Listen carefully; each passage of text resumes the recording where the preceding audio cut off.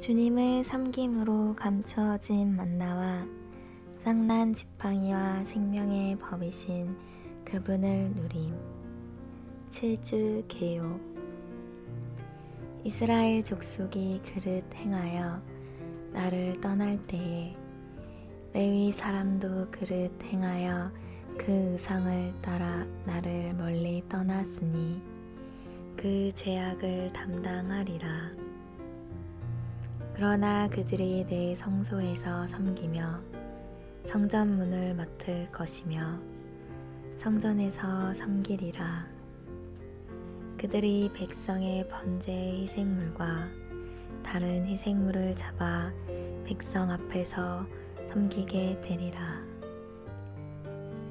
이스라엘 족속이 그릇 행하여 나를 떠날 때에 사독의 자손 레위 사람 제사장들은 내 성소의 직분을 지켰은즉 그들은 내게 가까이 나와 나를 섬기되 내 앞에 서서 기름과 피를 내게 드릴지라. 주 여호와의 말씀이니라. 그들이 내 성소에 들어오며 또 내 상에 가까이 나와 나를 섬기며 내가 맡긴 직분을 지키되 하나님께서 보시기에는 성전을 섬기는 사역이 있을 뿐 아니라 더 좋은 사역, 곧 주님을 섬기는 사역이 있다. 하나님께서는 오직 한 가지 목표만 있으신데 그것은 절대적으로 내게 속한 사람들을 얻으시는 것이다. 다시 말하면 하나님은 우리가 내 앞에 있으면서 나를 섬기기를 원하신다. 하나님의 유일한 목표는 그렇게 많은 것들에 있지 않고 오히려 나에게 있다. 주님을 섬기는 것은 우리가 성전을 경시한다는 뜻이 아니다. 주님을 섬기는 이들은 또한 복음을 전하여 죄인들을 구원하고 형제 자매들을 도와 진보하게 할 것이지만 그들의 한 가지 목표는 주님을 위하는 것이고 그들의 초점은 주님 자신이다. 그들은 절대적으로 주님을 위해 사람들을 귀중히 여긴다.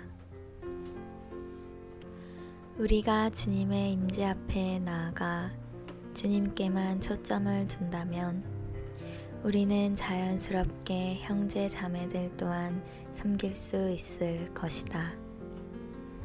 우리가 주님을 섬기고 있는지의 여부는 주님께서 우리의 마음에서 첫째 위치를 차지하고 계시는지의 여부에 달려 있다. 주님을 섬기면서 우리가 하는 일은 무엇이든 주님을 위한 것이어야 한다. 그것은 주님의 만족, 주님의 마음의 갈망, 주님의 행복, 주님의 목표, 주님의 기쁨, 주님의 영광을 위한 것이어야 한다. 주님의 일 안에는 우리의 육체에 흥미롭고 매력적인 분야들이 있다. 왜냐하면 그러한 영역들은 오로지 우리 자신의 기쁨과 영광만을 위하기 때문이다. 어떤 사람도 기도 안에서 주님께 다가가서 주님을 접촉하지 않고서는 주님을 섬길 수 없다. 영적인 능력은 말씀을 전파하는 능력에 있지 않고 기도하는 능력에 있다. 우리가 얼마나 많이 기도하는지가 우리가 참으로 얼마나 큰 내적인 힘을 갖고 있는지를 나타낸다. 우리가 지성소에서 주님을 섬기기를 원한다면 반드시 주님 앞에서 시간을 보내며 더욱 많이 기도해야 한다. 우리는 그분께 가까이 나아가 그분 앞에 서서 그분의 뜻을 기다려야 한다. 기도하는 것은 하나님 앞에 서 있는 것이다. 이것은 주제 넘은 죄를 짓는 것에서 구원받기 위해 하나님 앞에서 그분의 뜻을 구하는 것이다. 주님을 섬기는 사람들은 하나님께 기름과 피를 드려야 했다. 예물들의 기름은 그리스도의 인격의 소중함을 예표하고 반면에 피는 그리스도의 구속의 일을 상징한다. 우리가 하나님께 드리는 봉사에서 우리는 반드시 이 두 가지를 모두 하나님께 드려야 한다. 피는 하나님의 거룩함과 의를 위한 것이고 기름은 하나님의 영광을 위한 것이다. 주님을 섬기는 사람들은 배로 만든 옷을 입어야 했으며 양털 옷이나 땀이 나게 하는 것은 무엇이든 입어서는 안 되었다. 배 옷은 그리스도의 생명으로 말미암아 생명 주시는 영 안에서 날마다 살고 행하는 것을 상징한다. 그러한 생활과 행함은 순수하고 깨끗하며 곱다. 양털 옷은 제사장들을 땀이 나게 했는데 이 땀은 타락한 사람이 하나님 축복 없이 하나님의 저주 아래서 자신의 에너지와 힘으로 수고한다는 표시이다. 땀이 나게 하는 일은 아버지 하나님에게서 오는 축복이 없이 사람의 노력에서 비롯되는 일이다. 주님을 섬기는 모든 사람은 반드시 땀이 전혀 나지 않는 일, 곧 사람의 노력과 육체에 속한 힘이 없는 일을 해야 한다. 우리가 하나님의 임재 안에 충분한 시간 동안 머물고 하나님을 합당한 방식으로 대면한다면 사람 앞에서 땀을 흘릴 필요가 없을 것이다. 우리는 최소한의 힘을 들이고서 가장 많은 양의 일을 성취할 수 있다. 안디옥에 있는 교회, 곧 그 지방에 있는 교회에 신원자들과 교사들이 있었는데 그들이 주님을 섬기며 금식하고 있을 때 성령께서 말씀하셨다. 나를 위하여 바나바와 사울을 따로 세워라. 내가 그들을 불러 시킬 일이 있다. 이것이 신약의 일이고 신약의 일을 위한 유일한 원칙이다. 다시 말해서 성령의 일은 우리가 주님을 섬길 때에만 계시될 수 있다. 오직 주님을 섬길 때에만 성령께서 어떤 사람들을 내보내실 것이다. 우리가 주님을 섬기는 것을 최우선순위로 두지 않는다면 모든 것은 무질서하게 될 것이다. 오직 성령만이 사람들에게 일하도록 위임하는 권위를 갖고 계신다. 주님을 섬기는 것은 밖에서 행하는 모든 일을 그만두는 것이 아니다. 그보다 밖에서 행하는 모든 일은 우리가 주님을 섬기는 것에 근거해야 한다. 우리는 주님을 향한 우리의 섬김으로 인하여 밖으로 나아가는 것이지 우리 자신의 갈망으로 인하여 밖으로 나가는 것이 아니다. 우리 자신의 갈망은 주님을 섬기는 데 있어서 아무런 익지도 없다. 둘째 휘장 뒤에는 다른 한 칸의 장막이 있었는데 그곳을 지성소라고 불렀습니다. 지성소는 전체를 금으로 입힌 언약궤를 가지고 있었고 언약궤 안에는 만나를 담은 금 항아리와 아론의 쌍난 지팡이와 언약의 돌판들이 있었습니다. 감추어진 만나는 우리와 하나님 사이에 거리가 없을 때 하나님의 임재 안에서 우리가 누리는 그리스도의 몫이다. 우리와 주님 사이에 거리가 없을 때 우리는 가장 친밀하고도 감추어진 방식으로 그리스도를 누린다. 이것이 감추어진 만나, 곧 그리스도의 감추어진 몫에 대한 누림이다. 버가모 교회의 상태를 이기는 것은 오늘날의 기독교의 일반적인 실행으로부터 자신을 분별시키고 하나님의 임재 안에 머물면서 다른 어떤 것도 섬기지 않고 직접 하나님을 섬기는 것이다. 여기서 우리는 그리스도의 임재에서 멀리 벗어난 모든 사람이 맛볼 수 없는 그리스도께 속한 우리가 감추어진 만나를 누리기 원한다면 우리와 하나님 사이에 어떤 간격도 없어야 한다. 우리와 주님 사이의 모든 간격은 반드시 제거되어야 한다. 우리가 주님을 섬기며 감추어진 만나이신 그분을 누리고 있을 때 하나님과 직접적인 교통을 가지며 그분의 마음과 의도를 알게 된다.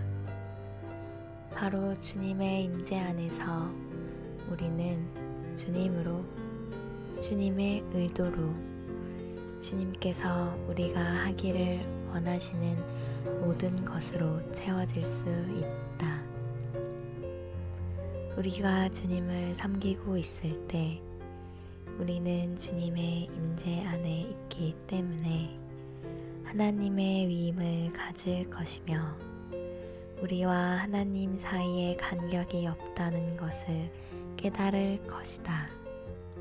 쌍난 지팡이는 그리스도, 곧 부활하신 분께서 우리 안에서 우리의 생명과 생활과 부활 생명이 되셔야 하고 이 생명이 싹트고 꽃피며 열매를 맺어 성숙에 이르러야 한다는 것을 상징한다.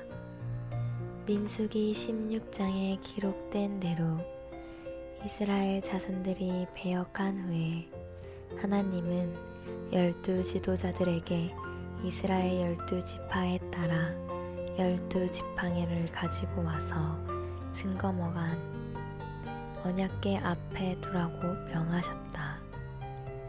그런 다음 하나님은 내가 택한 자의 지팡이에는 싹이 나리니 라고 말씀하셨다.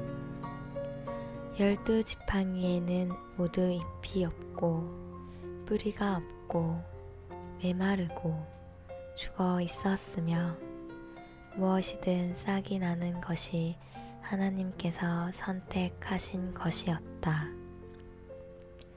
여기서 우리는 부활이 하나님의 선택의 근거이며 봉사의 근거는 우리의 타고난 생명과 무관한 어떤 것임을 본다. 따라서 쌍난 지팡이는 부활 안에 계신 그리스도를 체험하는 것을 의미하는데 이렇게 함으로써 하나님은 우리를 기쁘게 받으시며 그분께서 우리에게 주신 사역의 권위가 있게 하신다. 모든 봉사에 적용되는 원칙은 쌍난 지팡이에 있다. 하나님은 11개의 지팡이 모두를 지도자들에게 돌려주셨지만 아론의 지팡이는 언약궤 안에 두어 영원한 기념으로 삼으셨다. 이것은 부활이 하나님을 섬기는 우리의 봉사에서 영원한 원칙이라는 것을 의미한다. 부활은 모든 것이 하나님에게서 비롯되고 우리에게서 비롯되지 않음을 의미한다. 부활은 하나님만이 하실 수 있고 우리는 할 수 없다는 것을 의미한다. 부활은 모든 것을 우리 자신이 아니라 하나님께서 이루신다는 것을 의미한다. 부활을 아는 모든 사람은 자신에 대한 소망을 포기했다. 그들은 자신이 성공할 수 없다는 것을 안다. 타고난 힘이 남아있다면 부활의 능력은 나타날 입지를 얻지 못한다.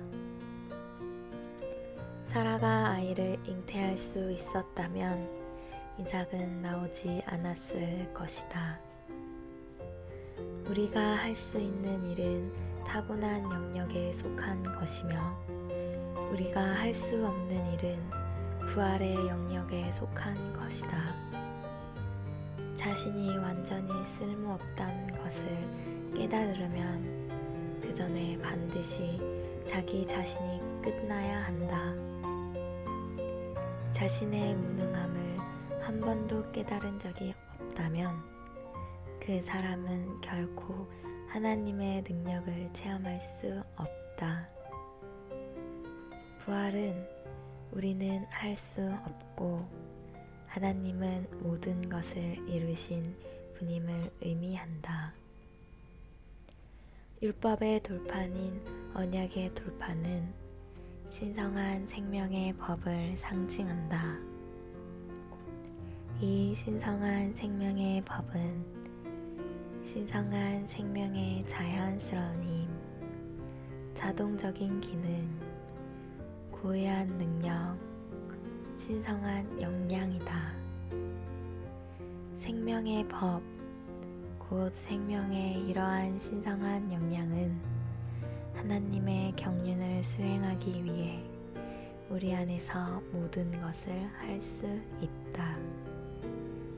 이 역량에 따라 우리는 하나님을 알 수 있고 하나님을 살 수 있으며 생명과 본성에서 하나님으로 저성될 수 있는데 이것은 우리가 그분의 증가, 곧 그분의 확대가 되어 그분의 영원한 표현을 위한 그분의 충만이 되기 위한 것이다. 더 나아가 생명의 내적인 법의 역량은 우리를 온갖 기능을 가진 그리스도의 몸의 지체들로 조성한다. 신성한 생명이 우리 안에서 자라는 동안 생명의 법은 하나님의 맏아들이신 그리스도의 형상으로 우리를 형태짓고 그분과 같은 형상이 되게 하는 기능을 한다. 생명의 법은 잘못된 일을 하지 못하도록 우리를 규제하는 것이 아니라 생명의 형태를 규제한다. 생명의 법은 우리에게 무엇을 하지 말라고 말하는 부정적인 의미에서 주로 기능을 발휘하는 것이 아니다. 그보다 생명이 자라는 동안에 생명의 법은 그리스도의 형상으로 우리의 형태 짓는 곧 우리를 그리스도와 같은 형상이 되게 하는 긍정적인 의미에서 기능을 발휘한다.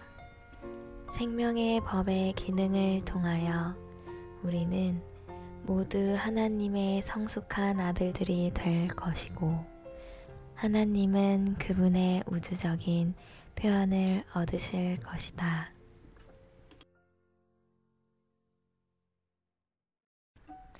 주님을 섬김으로 감추어진 만나와 쌍난 지팡이와 생명의 법이신 그분을 누림. 7주 1일 아침의 누림. 에스겔서 44장 10절로 11절. 레위 사람도 내 성소에서 섬기며 성전 문을 맡을 것이며 성전에서 섬기리라. 그들이 백성의 번제 희생물과 다른 희생물을 잡아 백성 앞에 서서 섬기게 되리라. 15절로 16절. 사독의 자손 레위 사람 제사장들은 내게 가까이 나와 나를 섬기되 그들이 내 성소에 들어오며 또 내 상에 가까이 나와 나를 섬기며 형제 자매들이여 여러분에게 솔직하게 묻고 싶은 것이 하나 있다. 과연 여러분은 믿는 이들을 섬기는가? 아니면 주님을 섬기는가? 과연 여러분은 일을 할 때 이를 주의하는가? 아니면 주님을 주의하는가? 여기에는 큰 차이가 있다. 성전을 섬기는 것과 예수 그리스도를 섬기는 것은 크게 다르다. 우리가 알듯이 오늘날 많은 사람들이 섬기고 있고 일하고 있지만 그들은 상 앞에 있지 않고 바깥틀에 있을 뿐이다. 오늘날 많은 사람들이 성전은 섬기지만 주님은 섬기지 않는다. 주님께서 오늘날 찾으시고 계속 오늘날까지 원하시는 섬김은 진정으로 그분 자신을 섬기는 것이다. 그분께서 바라시는 것은 우리가 그분의 일을 하는 것이 아니다. 물론 일하는 것도 중요하다. 밭을 경작하는 것도 중요하고 양 무리를 목양하는 것도 중요하다. 그러나 주님께서 보시는 것은 이러한 것들이 아니라 하나님을 섬기는 것이다. 그분은 그분의 종이 그분을 섬기기를 원하신다. 그분을 섬길 수 있다니 이 어떠한 즐거움인가. 오늘의 읽을 말씀 에스겔서 44장 11절은 15, 16절과 기본적으로 큰 차이가 있다. 11절은 성전 안에서 섬기는 것을 말하고 15절과 16절은 나, 곧 여호와를 섬기는 것을 말한다. 히브리어 원문에서 이 두 부분에 나오는 섬기다라는 단어는 동일하다. 하나님은 레위 지파를 두 부류로 나누셨다. 비록 그들 모두가 레위 지파이고 다 하나님께 속했으며 다 한 지파 안에 있었지만 그들 중 대부분은 성전 안에서만 섬길 자격이 있었다. 그러나 사독의 후손이었던 소수의 다른 한 무리는 레위 지파였지만 나 곧 여호와를 섬길 수 있었다. 많은 사람들은 성전을 섬기는 것보다 더 좋은 것은 없다고 말한다. 성전을 섬기는 것은 참으로 매우 좋다. 여러분은 최선을 다하여 여러분의 일을 확장하고 천국을 위하여 열심을 내며 주님의 이름으로 일을 하고 교회를 도울 책임을 지며 열심을 내어 형제들의 일꾼과 종이 되며 힘을 다해 형제 자매를 도우며 각 처에서 바쁘게 움직일 때 교회가 발전하고 일이 흥왕하게 된다고 생각한다. 많은 사람들도 죄인을 구원받게 하여 교회의 인수가 많아지고 많은 사람들이 교회에 가입하게 된다면 아주 좋은 일이라고 생각한다. 그러나 이것은 성전을 섬기는 것이다. 하나님께서 보시기에는 이러한 봉사 이외에 또 다른 봉사가 있다. 하나님의 안목에서는 성전을 섬기는 봉사가 있을 뿐 아니라 더 좋은 것이 또 하나 있다. 우리는 주님 앞에서 섬길 뿐 아니라 주님을 섬겨야 한다. 여기 성전 안에 봉사가 있을 뿐 아니라 상 앞에서의 봉사가 있다. 우리는 주님의 면전에서 섬겨야 할 뿐 아니라 그보다 주님을 섬겨야 한다. 이것은 크게 다른 것이요. 그들 사이에는 유사한 점이 조금도 없다. 여러분이 이것의 차이를 알 수 있다면 주님께서 오늘날 얻기를 원하시는 것과 주님께서 지금까지 계속하여 구하시는 것이 무엇인지를 볼 수 있을 것이다. 형제 자매들이여, 이것을 오해하지 말기 바란다. 주님을 섬기는 것이 성전을 섬기는 것과 전혀 상관이 없는 것은 아니다. 나는 여기서 성전을 섬기는 것이 있을 뿐 아니라 이것보다 더 깊이 주님을 섬기는 것이 있음을 말하는 것이다. 오늘날 많은 사람들이 참으로 성전을 섬기는 것은 알지만 주님을 섬기는 것은 알지 못한다.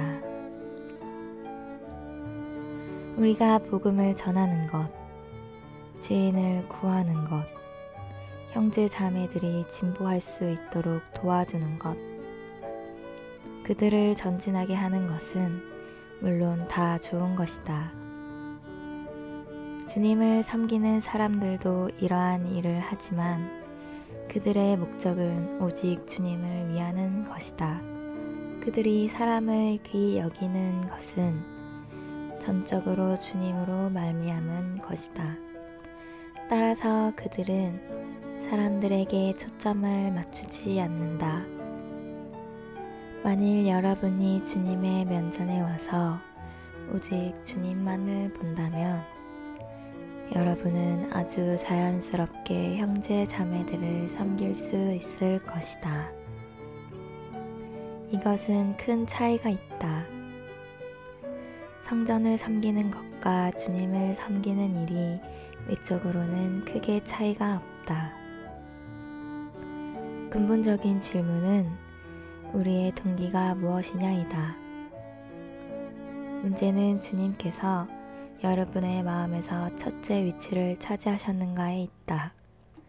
여러분의 동기가 여러분의 상황에 관련된 모든 것에 대해 말해준다. 그러므로 모든 문제는 여러분이 무엇 때문에 그렇게 하였는가에 달려 있다. 주님을 섬김으로 감추어진 만나와 쌍난 지팡이와 생명의 법이신 그분을 누림. 7주 2일 아침에 누림. 에스겔서 44장 15절. 사독의 자손 레위 사람 제사장들은 내 앞에 서서 기름과 피를 내게 드릴지라. 주 여호와의 말씀이니라. 로마서 3장 20절. 왜냐하면 율법의 행위로는 그분 앞에 의롭게 될 육체가 없기 때문이며.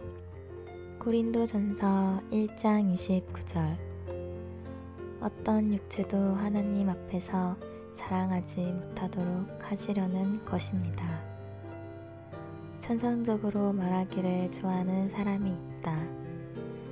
그는 주님을 위해서 그렇게 하는 것이 아니다.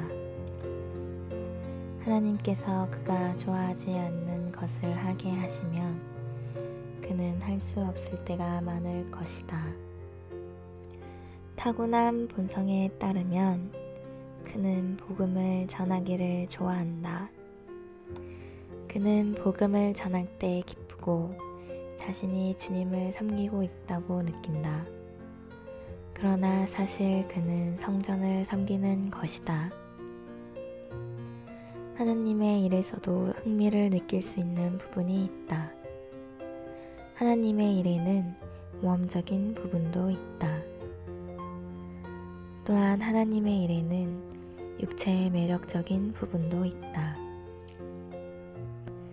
많은 사람들이 아내가 되어 아이를 돌보고 집안의 잡다한 일을 하면서 이것은 얼마나 지겨운 일인가 라고 생각한다. 그러한 자매가 이곳저곳을 다니면서 영적인 일을 말하고 주님의 일에 대하여 말할 수 있도록 자유를 얻는다면 얼마나 좋겠는가. 그러나 그렇게 하는 것은 영적인 것이 아니다. 그것은 그녀의 육체의 매력적인 것이다. 그녀는 완전히 자신의 기쁨을 위해 그렇게 하는 것이다. 오늘의 읽을 말씀. 하나님은 우리가 하나님 앞에서 수고하고 섬긴 많은 일들이 그분을 위한 것이 아니라고 말씀하신다. 아, 우리가 이것을 볼 수 있다면 얼마나 좋겠는가. 아주 기이하게도 하나님은 우리에게 한 무리의 레위인들이 성전 안에서 아주 바쁘게 봉사하고 있지만 그들은 성전을 섬기는 것이지 하나님 자신을 섬기는 것이 아니라고 말씀하신다. 우리는 성전을 섬기는 것이 주님을 섬기는 것과 같다고 여긴다. 외적으로는 거의 아무런 차이가 없다. 그들은 성전 안에서 화목 제물과 번 제물을 예비하는 아주 좋은 일을 한다. 죄인에게 주님을 믿게 하고 또 믿는 이들을 헌신하게 하는 것은 참으로 좋은 것이다. 이것은 결코 거짓된 것이 아니며 참된 것이다. 하나님은 그들의 수고를 아신다. 그들은 진실로 사람들이 화목제와 번제를 드리는 것을 도와주었다. 그들은 진실로 사람을 구원받도록 도와주었을 뿐 아니라 많이 수고하였다. 그러나 그들이 비록 그렇게 하였어도 하나님은 그들에게 하나님을 섬긴 것이 아니라고 말씀하신다. 주님을 섬기는 것이 사람을 인도하여 주님께 돌이키게 하는 것보다 더 기쁘며 믿는 이들을 주님께 헌신하게 하는 것보다 더 기쁘다. 많은 사람들이 당신이 이렇게 말한다면 나는 할 일이 아무것도 없습니다 라고 말한다. 이러한 것들을 제외하면 그들은 더 이상 할 것이 없다. 그들이 일한 것은 다만 성전에 국한된 것이었다. 하나님께서 오늘날 찾으시는 것은 결코 활동적이며 드러나는 봉사가 아니다. 하나님께서 구하시는 것은 죄인을 구원하는 것이 결코 아니며 하나님께서 오늘날 구하시는 것은 사람을 얻고 믿는 이들을 더욱 영적이게 하고 더욱 진보하게 하는 것이 아니다. 오늘날 하나님의 목적은 오직 한 가지이다. 그것은 바로 사람들이 완전히 그분께 속하는 것, 즉 우리가 그분 앞에서 그분을 섬기는 것이다. 오늘날 하나님의 목적은 다른 것이 아니라 그분이다. 내 마음속에서 가장 두려워하는 것은 많은 사람들이 나가서 복음을 전하여 사람들을 돕고 많은 사람들이 나가서 사람들을 구원하고 믿는 이들을 양육하지만 주님을 섬기지 않는 것이다. 여러분이 주님의 일에서 천연적으로 매력적인 것을 볼 때 여러분은 이리저리 다니며 그 일을 한다. 이것은 얼마나 가련한 일인가. 그러므로 우리는 지금 하나님께 무엇이 하나님을 섬기는 것이며 무엇이 성전을 섬기는 것인지를 알게 해 주시도록 은혜를 구해야 한다. 어떤 사람도 기도 안에서 주님께 다가가서 주님을 접촉하지 않고서는 주님을 섬길 수 없다. 영적인 능력은 말씀을 전파하는 능력에 있지 않고 기도하는 능력에 있다. 우리가 얼마나 많이 기도하시는지가 우리가 참으로 얼마나 큰 내적인 힘을 갖고 있는지를 나타낸다. 영적인 일 가운데서 기도보다 더 힘을 필요로 하는 것은 없다. 우리가 주님을 섬기기를 바란다면 우리는 그분 앞에서 기다리고 서 있어야 한다. 기다리고 서 있는 것은 무슨 의미인가? 하나님께서 그분의 뜻을 말씀하실 때까지 그분의 명령을 기다리는 것이다. 하나님의 면전에서의 죄는 오직 두 종류이다. 한 가지는 주님의 명령을 거역하는 것이다. 다른 하나는 주님의 명령이 없는 어떤 일을 하는 것이다. 하나가 명령을 거역한 죄라면 다른 하나는 주제넘은 행동을 하는 죄이다.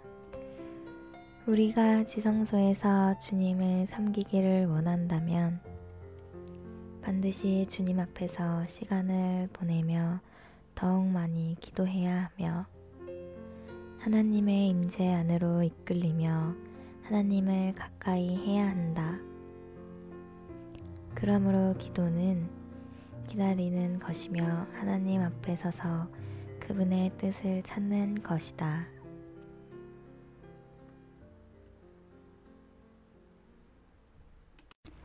주님을 섬김으로 감추어진 만나와 쌍난 지팡이와 생명의 법이신 그분을 누림.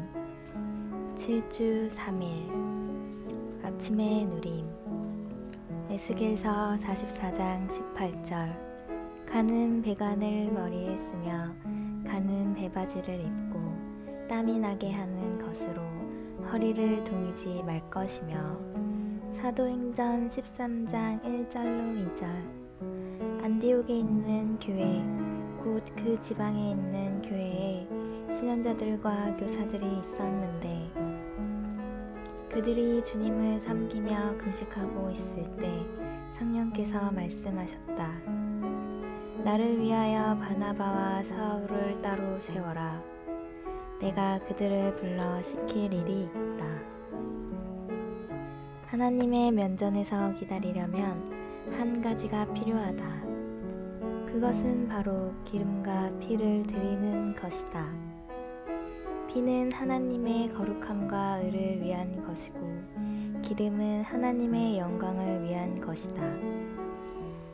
기름은 하나님을 얻기를 바라시는 것이고 피는 하나님의 거룩함과 의를 대하는 것이다.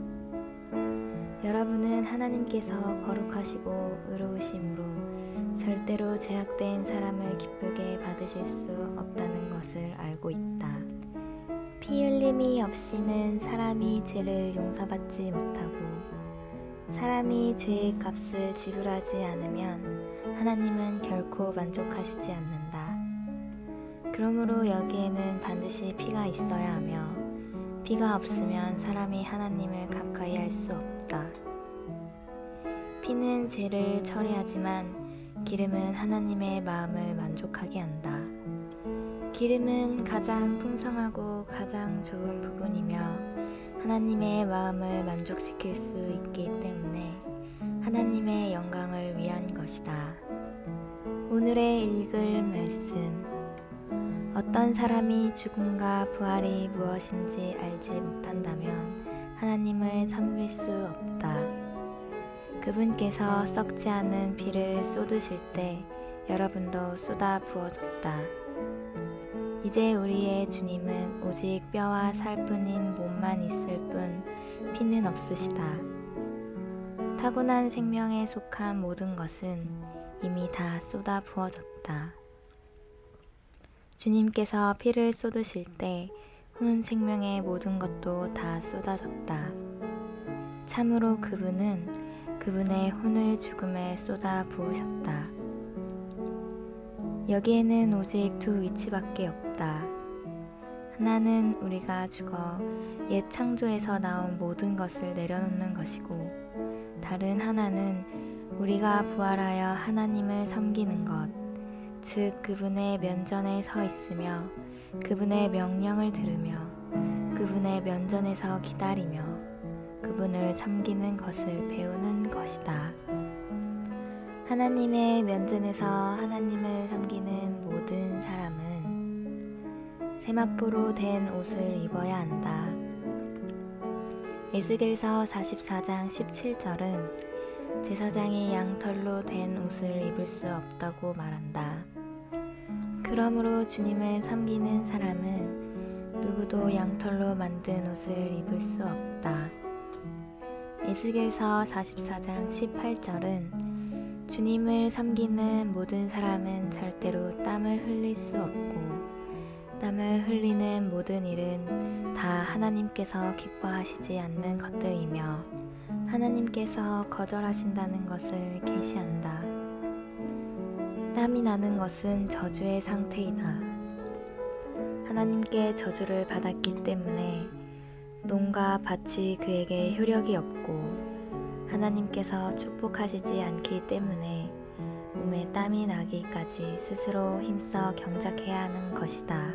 그러므로 땀이 나게 하는 일은 어떤 것인가? 아버지 하나님에게서 오는 축복이 없이 육체의 열심을 가지고 하는 모든 일이다.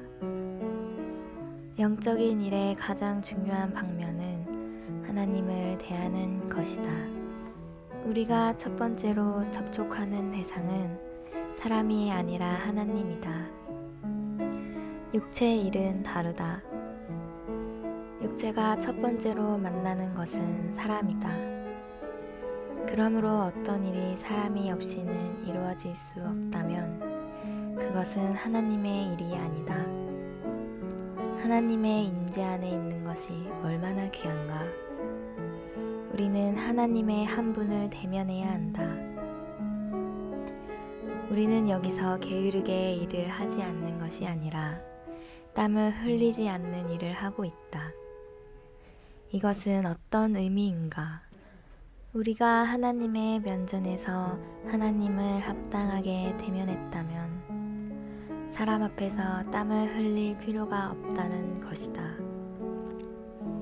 가장 작은 힘으로 가장 큰 일을 할 수 있다.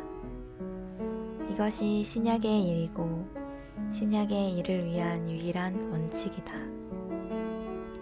성령의 일은 우리가 주님을 섬길 때에만 계시될 수 있다. 사람들이 주님을 섬길 때의 성령은 비로소 그들을 보낼 수 있다. 그러므로 만일 주님을 섬기는 일을 먼저 하지 않으면 어떤 일이든지 다 혼란스럽게 된다. 오직 성령만이 사람을 보내어 일을 하게 하실 수 있는 권위가 있고 교회는 이 일에 대하여 아무런 권위도 없다.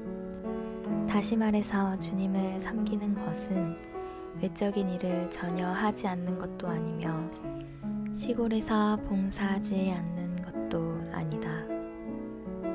나는 이와 같은 외적인 모든 일이 다 주님을 섬기는 것을 근거로 해야 한다고 말하는 것이다. 우리가 나가는 것은 주님을 섬기기 때문이다. 우리는 주님을 섬기는 것에 근거가 될 수 없는 자신의 기쁨 때문에 나가는 것이 아니다. 체험이 있는 사람이라면 다 주님을 섬기는 것과 성전을 섬기는 것의 차이가 어떤 것보다 크다는 사실을 알 것이다. 주님을 섬김으로 감추어진 만나와 쌍난 지팡이와 생명의 법이신 그분을 누림. 7주 4일 아침의 누림. 계시록 2장 12절 17절. 버가모에 있는 교회의 전달자에게 이렇게 편지하여라. 귀가 있는 사람은 그 영께서 교회들에게 하시는 말씀을 들어라. 이기는 이에게는 내가 감추어진 만나를 주고 히브리서 9장 4절. 지성소는 금향단과 전체를 금으로 입힌 언약궤를 가지고 있었고, 언약궤 안에는 만나를 담은 금 항아리와 아론의 쌍난 지팡이와 언약의 돌판들이 있었습니다. 구약에서 성막 주위의 봉사를 생각해 보라. 레위인들은 바깥마당에서 봉사했고, 제사장들은 바깥마당과 성소에서 봉사했으며, 성소에서 제사장들은 임재의 떡을 진열하고 등잔을 손질하고 향을 피웠다. 그러나 대제사장이 지성소 안으로 들어갔을 때는 하는 일이 거의 없었다. 지성소 안에서 대제사장은 직접적으로 하나님의 임재 안에서 섬겼다. 지성소에 섬기는 사람은 감추어진 만나를 누린다. 감추어진 만나란 무엇인가? 그것은 우리와 하나님 사이에 간격이 없을 때 하나님의 임재 안에서 우리가 누리는 그리스도의 몫이다. 우리는 모두 우리가 주님과 별로 가깝지 않다고 느낄 때가 많이 있었음을 간증할 수 있다. 그러나 주님과 우리 사이에 간격이 있다 할지라도 우리는 여전히 그분의 어떤 것을 누린다. 그렇지만 우리는 주님에 대한 우리의 누림이 그다지 달콤하지 않다고 느낄 것이다. 어떤 때 우리는 주님과 다소 가까워졌으며 주님에 대한 우리의 누림이 보다 달콤해졌다고 느낀다. 때로 우리와 주님 사이에 간격이 없을 때 우리는 가장 친밀하고도 감추어진 방식으로 그리스도를 누린다.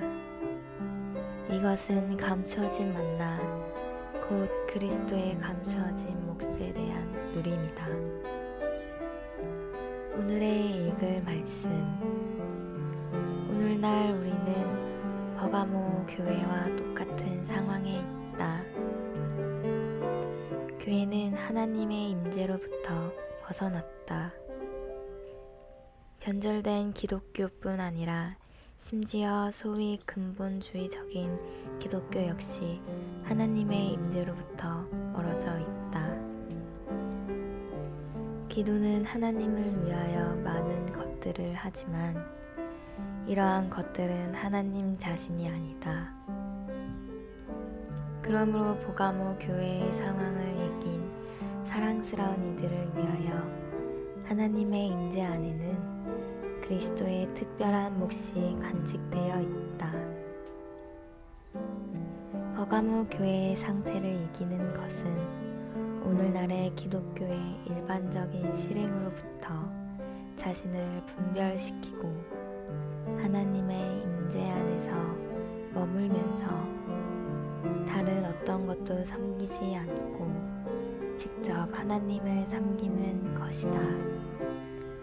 여기서 우리는 감추어진 만나, 즉 그리스도의 특별한 몫에 대한 누림을 가지며 그리스도의 임재에서 멀리 벗어난 모든 사람이 맛볼 수 없는 그리스도께 속한 무언가를 누린다.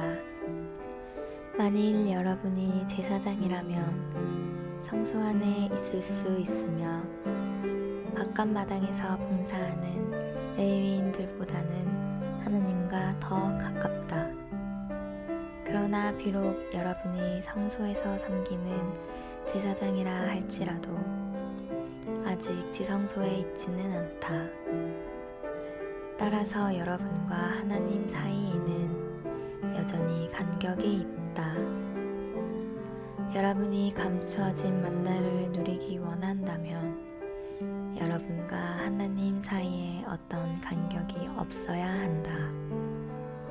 여러분과 하나님 사이에 있는 모든 간격은 반드시 제거되어야 한다.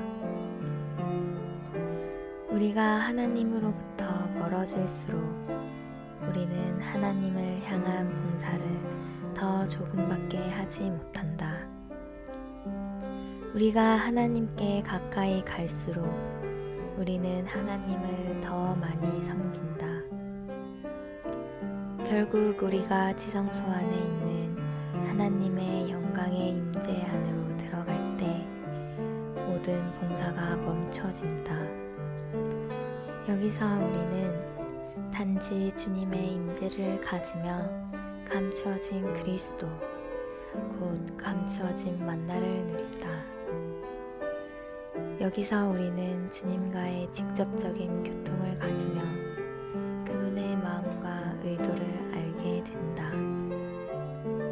바로 주님의 임재 안에서 우리는 주님으로, 주님의 의도로 주님께서 우리가 하기를 원하시는 모든 것으로 채워질 수 있다.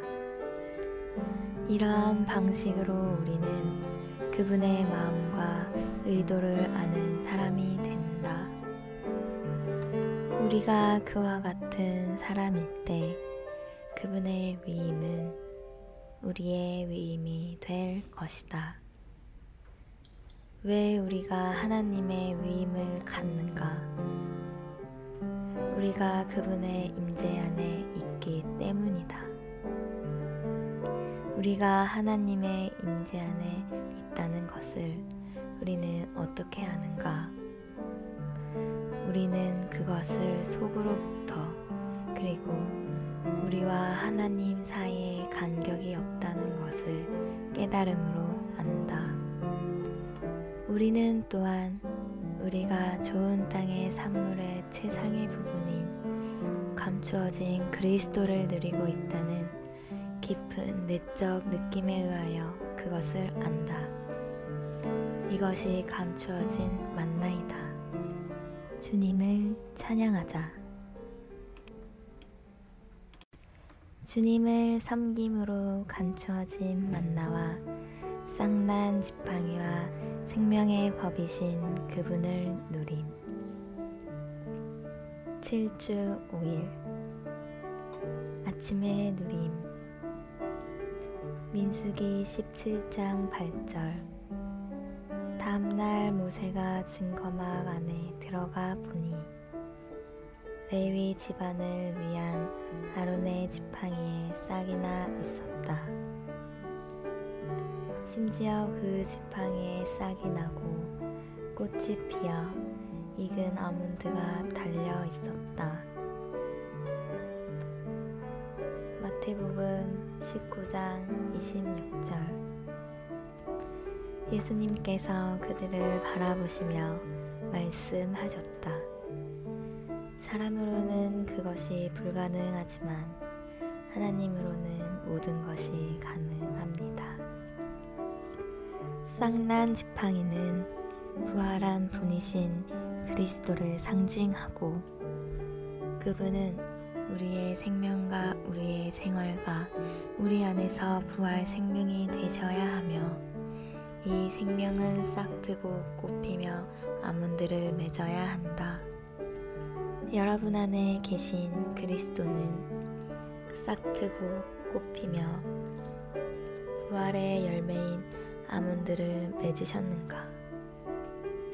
교리적으로 그렇다고 말하지 말고 여러분의 체험에 따라 답변하기 바란다. 하나님은 12 지도자들에게 각 지파대로 한 개의 지팡이를 취하여 증거막 안에 언약궤 앞에 두라고 명하셨다. 그리고 하나님은 그분께서 선택하신 사람의 지팡이에 싹이 날 것이라고 말씀하셨다. 지팡이는 하나의 나뭇가지이다. 그것은 나뭇잎이 떨어지고 뿌리에서 끊어진 나뭇가지이다. 그것은 원래 나무로부터 진액을 공급받음으로 꽃을 피우고 열매 맺을 수 있었으나 이제는 죽게 되었다. 12 지팡이는 다 잎사귀와 뿌리가 없으며 죽고 메마른 것이다. 하나님은 싹이 난 지팡이가 바로 하나님께서 선택하신 것이라고 말씀하셨다. 여기서 우리는 부활이 하나님의 선택의 근거임을 볼 수 있다. 이같이 권위의 근거는 부활이다. 오늘의 읽을 말씀. 아론과 이스라엘 백성은 똑같이 아담의 후손이며 둘 다 육체에 속해 있다. 본성과 타고난 기질에 따르면 그들 모두는 다 진노의 자식이다. 12지팡이는 다 똑같이 잎사귀와 뿌리가 없는 지팡이이며 생명이 없는 죽은 것이었다. 이것은 우리에게 봉사의 근거가 우리의 타고난 것에 있지 않다는 것을 보여준다. 하나님에게서 받은 부활 생명이 우리에게 권위를 주는 것이다. 권위는 사람에게 달려있지 않고 사람을 통해 나타난 부활에 달려있다. 아론과 다른 사람들은 별 차이가 없었다. 다만 하나님께서 아론을 선택하시어 그에게 부활 생명을 주신 것에서 다른 사람과 차이가 있을 뿐이다. 그러므로 권위의 근거는 바로 부활이다. 하나님은 다른 11개의 지팡이 모두를 지도자들에게 돌려주셨지만 아론의 싹난 지팡이는 언약궤 안에 두어 영원한 기념으로 삼으셨다. 이것은 부활이 하나님을 섬기는 우리의 봉사에서 영원한 원칙이라는 것을 의미한다. 주님의 종은 죽었다가 부활한 사람이다. 하나님은 계속해서 그의 백성에게 하나님을 섬기는 권위는 부활에 근거한 것이지 사람에 근거하지 않음을 증언하신다. 주님을 향한 모든 봉사는 반드시 죽음과 부활을 통과해야만 하나님께 기쁘게 받아들여질 수 있다. 부활은 모든 것이 하나님에게서 비롯되고 우리에게서 비롯되지 않음을 의미한다.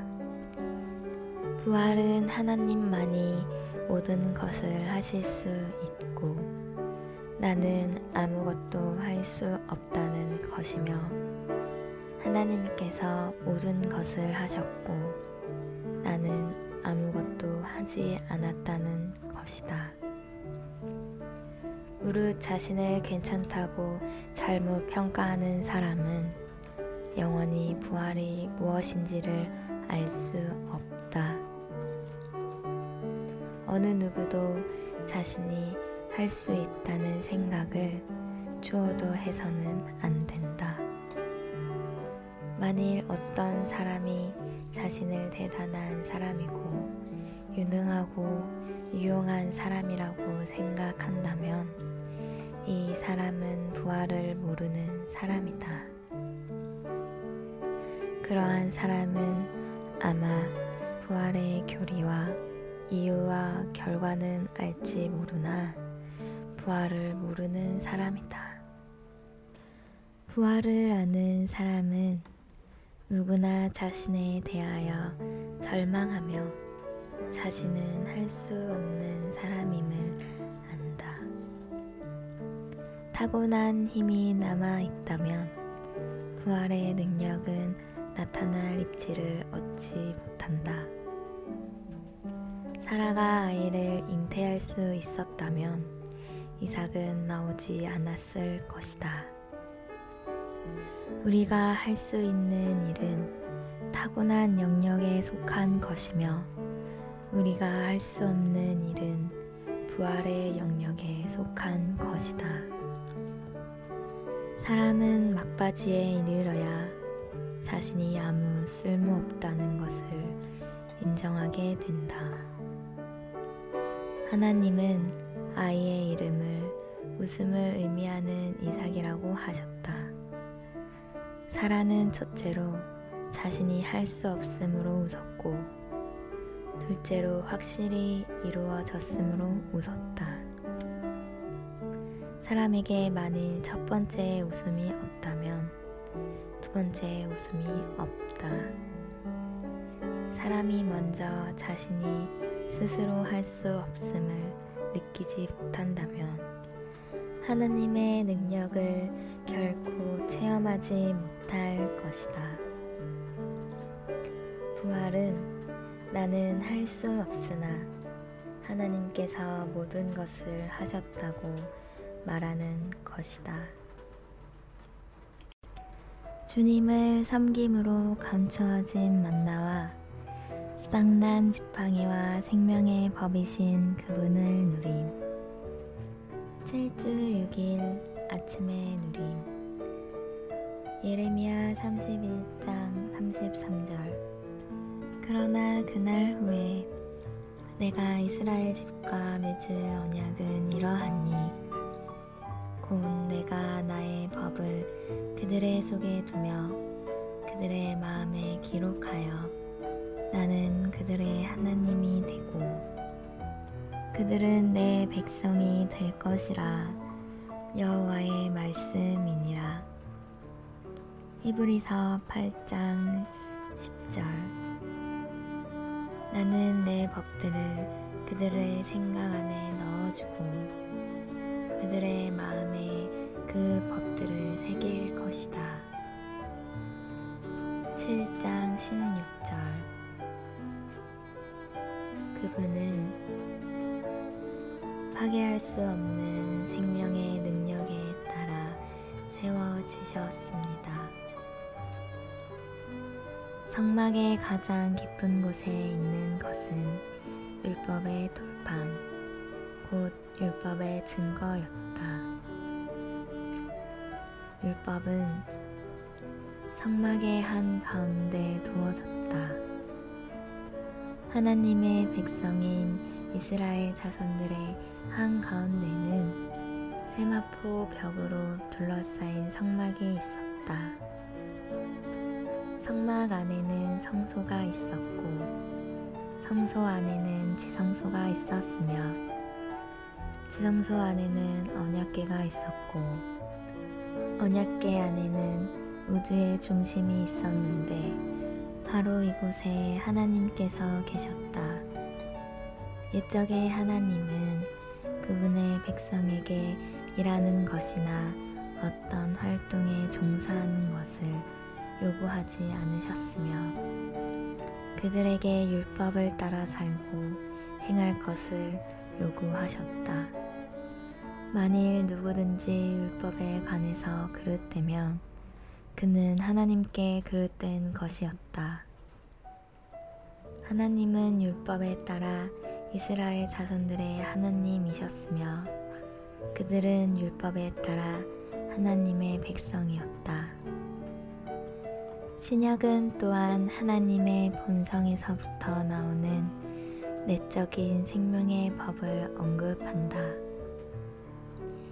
신약에는 신성한 생명이 100번 이상 언급되었다. 이 신성한 생명이 우리의 존재 안으로 넣어졌다. 오늘의 읽을 말씀. 우리는 지성소로 나아가야 하며 지성소 안으로 들어가야 한다. 지성소 안에서 우리는 언약궤인 그리스도 자신을 접촉한다. 감추어진 만나와 쌍난 지팡이와 생명의 법은 모두 그리스도 안에 있다. 우리가 그리스도 자신을 접촉하는 것이 얼마나 필요한지. 그리스도는 오늘날 지성소 안에 계신다. 지성소는 하늘과 연결된 우리의 영을 상징하는데 이것은 바로 그리스도의 인격이 땅을 하늘에 연결하고 하늘을 땅으로 이끄는 사다리이기 때문이다.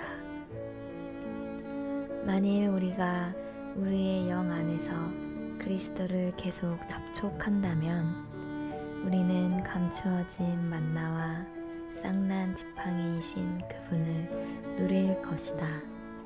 그럴 때 우리의 매일의 생활과 일은 어떤 가르침이나 일이나 활동이나 운동을 따르지 않고 생명의 법, 즉 삼일 하나님의 본성의 기능을 따르게 될 것이다.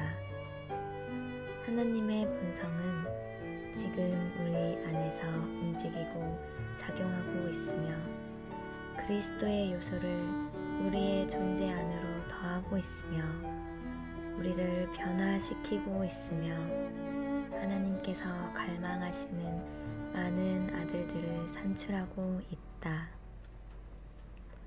과거의 나는 생명의 법의 기능이 우리를 규제한다고 말했다. 이 관념에 따르면 만일 우리가 우리의 아내와 다투려고 하면 생명의 법이 우리를 규제한다는 것이다. 우리의 타고난 관념에 따른 이 가르침은 정확하지 않다. 사과나무를 생각해보라. 사과나무의 생명은 사과나무의 본성을 가지고 있으며 이 사과나무의 본성으로부터 나오는 것은 사과나무의 법이다. 그 사과나무 안에 있는 생명의 법이 그 사과나무를 잘못된 것으로부터 규제하는가? 절대로 그렇지 않다. 사과나무의 생명의 법은 그런 식으로 기능을 발휘하지 않는다. 그러면 그것은 어떻게 기능을 발휘하는가? 사과나무의 생명이 자랄 때 그 법은 그 생명의 모양을 형성한다. 따라서 사과나무가 열매를 맺을 때 합당한 모양, 즉 사과의 모양으로 열매를 맺는다. 복숭아 나무에 있어서도 마찬가지이다. 그러므로 생명의 법은 우리를 잘못된 일을 하지 못하도록 규제하는 것이 아니라 생명의 형태를 규제한다. 만일 어떤 생명이 자라지 않는다면 그 생명의 법은 기능을 발휘할 수 없다. 법은 오직 생명이 자라는 만큼 작용한다. 생명의 법은 우리에게 무엇을 하지 말라고 하는 부정적인 의미에서 주로 기능을 발휘하는 것이 아니다. 그렇다. 그보다 생명이 자라는 동안에 생명의 법은 그리스도의 형상으로 우리를 형태짓는, 곧 우리를 그리스도와 같은 형상이 되게 하는 긍정적인 의미에서 기능을 발휘한다. 이것이 생명의 법의 기능이다. 생명의 법은 죄로부터 우리를 규제하지 않는데, 왜냐하면 그것이 죄의 영역 안에 있지 않고 죄와 세상과 육체와 자아가 없는 신성한 생명의 영역 안에 있기 때문이다. 생명이 자랄 때 그 법은 주로 우리를 규제하거나 바로잡기 위해서가 아니라 우리를 하나님의 맏아들의 형상으로 형태짓고 하나님의 맏아들과 같은 형상이 되게 하기 위해 작용한다. 결국 생명의 법의 기능을 통하여 우리 모두는 하나님의 성숙한 아들들이 될 것이고, 하나님은 그분의 우주적이고 단체적인 표현을 얻으실 것이다.